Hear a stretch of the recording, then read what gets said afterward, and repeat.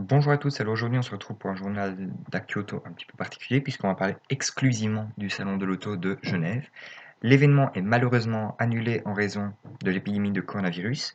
Néanmoins, au cours des dernières semaines, au cours des derniers jours, les différentes marques, les différents constructeurs ont quand même présenté plusieurs nouveautés qui auraient dû se retrouver sur les stands du salon. Et donc ici on va faire un petit tour d'horizon de tout ce qui aurait pu être à découvrir sur le salon.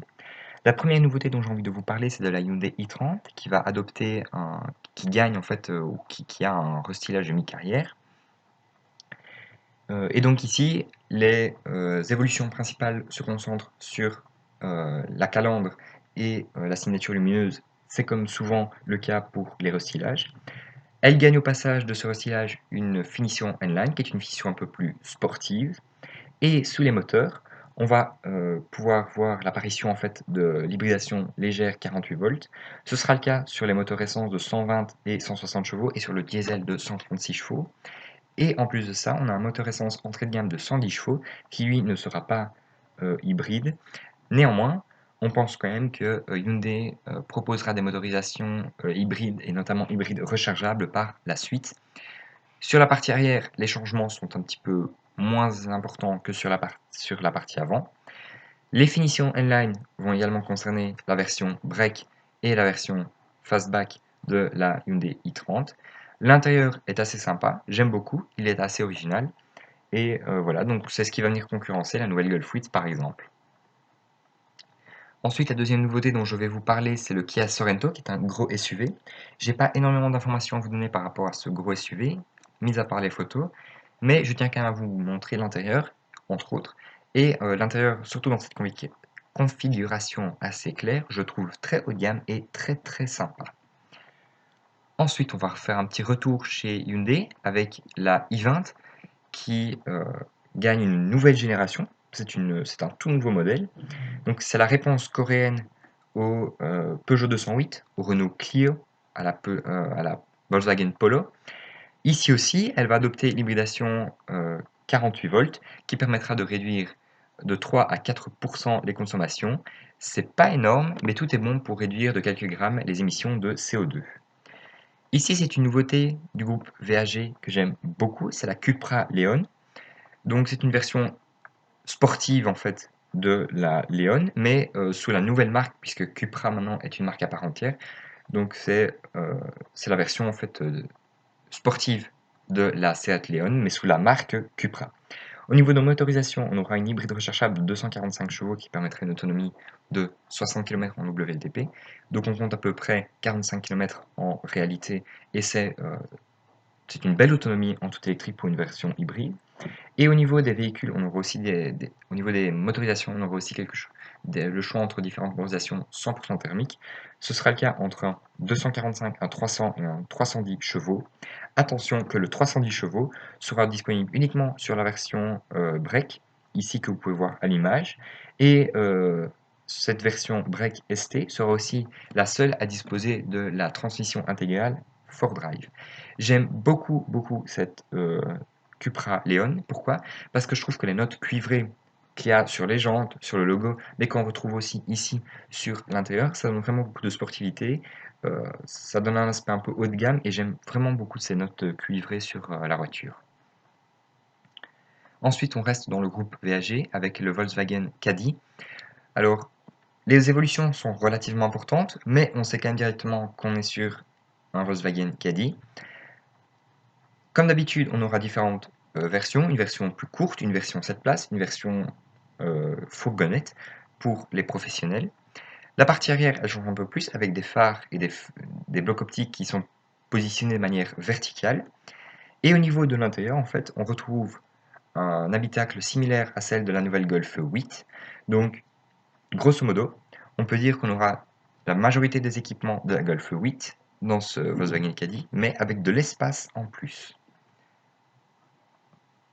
Ensuite, maintenant, on passe chez Renault, qui propose maintenant une Twingo 100% électrique, qui permettra, grâce à un moteur de 82 chevaux et une batterie dont je ne connais pas la taille, Elle permettrait une autonomie de 204 chevaux en cycle WLTP. Donc on va compter en réalité sur une autonomie de plus ou moins 150 km.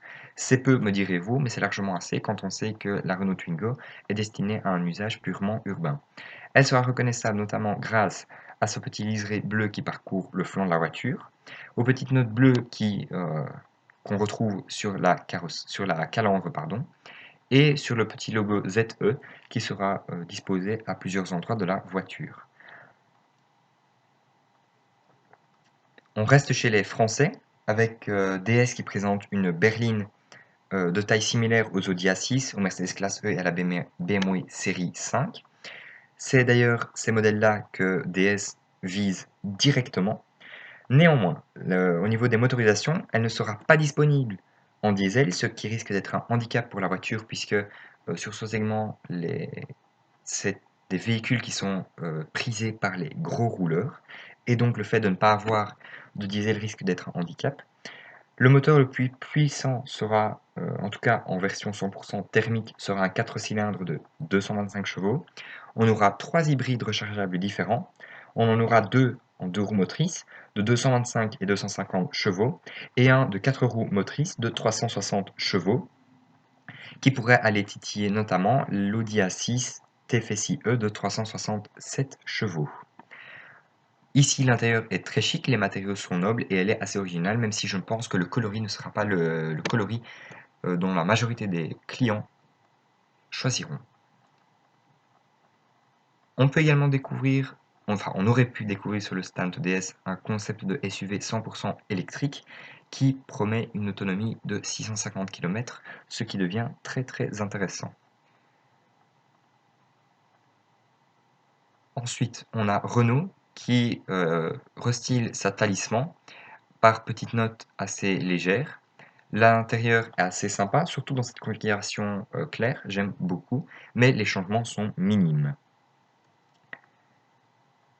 Et enfin, on découvre celle que certains appellent la patronne, il s'agit de la Golf, que Volkswagen dévoile dans une version GTI, GTE et GTD.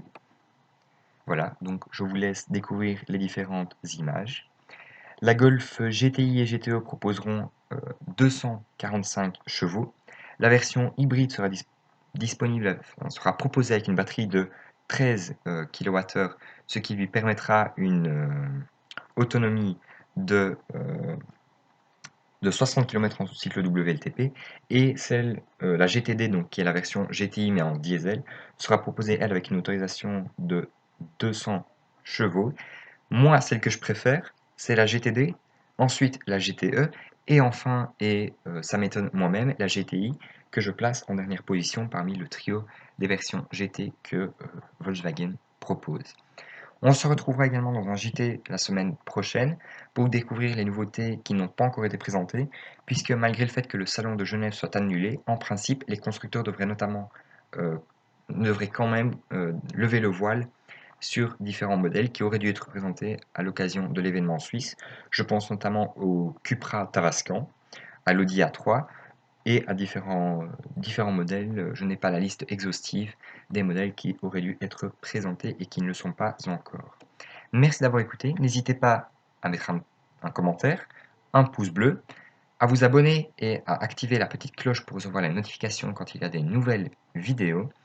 Et je vous retrouve à très bientôt sur la chaîne.